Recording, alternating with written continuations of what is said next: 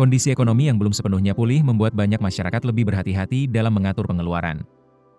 Harga kebutuhan sehari-hari dan biaya hidup yang terus meningkat mendorong konsumen untuk menghitung setiap keputusan keuangan secara lebih cermat. Namun, kondisi tersebut tidak serta-merta menghilangkan minat masyarakat untuk membeli kendaraan baru.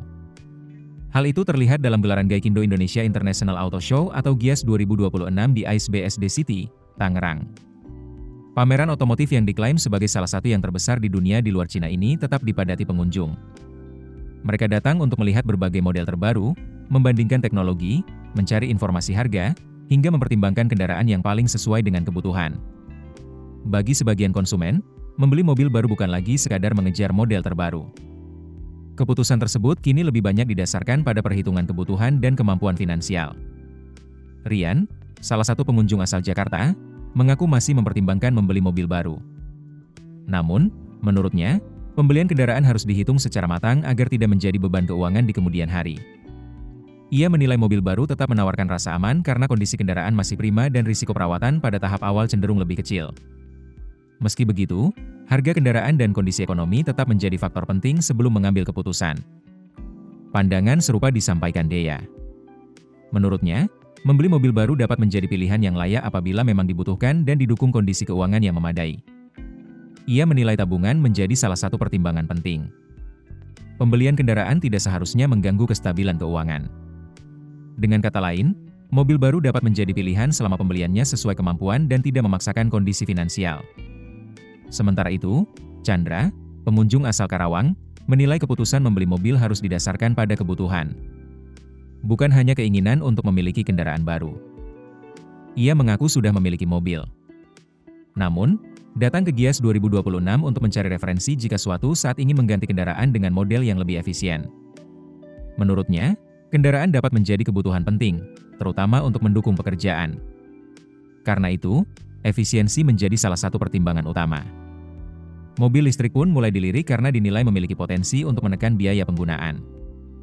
Hal serupa disampaikan Yeni, pengunjung asal Serang, Banten. Menurutnya, pemilihan mobil perlu mempertimbangkan fungsi dan biaya operasional. Bukan hanya merek atau gengsi. Yeni datang ke GIIAS untuk mencari mobil listrik yang dinilai lebih hemat digunakan sehari-hari. Baginya, kendaraan yang digunakan untuk kebutuhan keluarga, seperti mengantar anak ke sekolah, harus mampu memberikan efisiensi. Penghematan biaya bahan bakar menjadi salah satu alasan mobil listrik semakin menarik perhatian. Di sisi lain, perkembangan teknologi kendaraan listrik juga memengaruhi cara konsumen mengambil keputusan. Satrio Suryono, yang membeli Wuling Aira varian tertinggi di GIIAS 2026, memilih membeli mobil listrik baru. Menurutnya, teknologi kendaraan listrik di Indonesia masih relatif baru. Karena itu, ia merasa lebih yakin membeli unit baru dibandingkan mobil listrik bekas.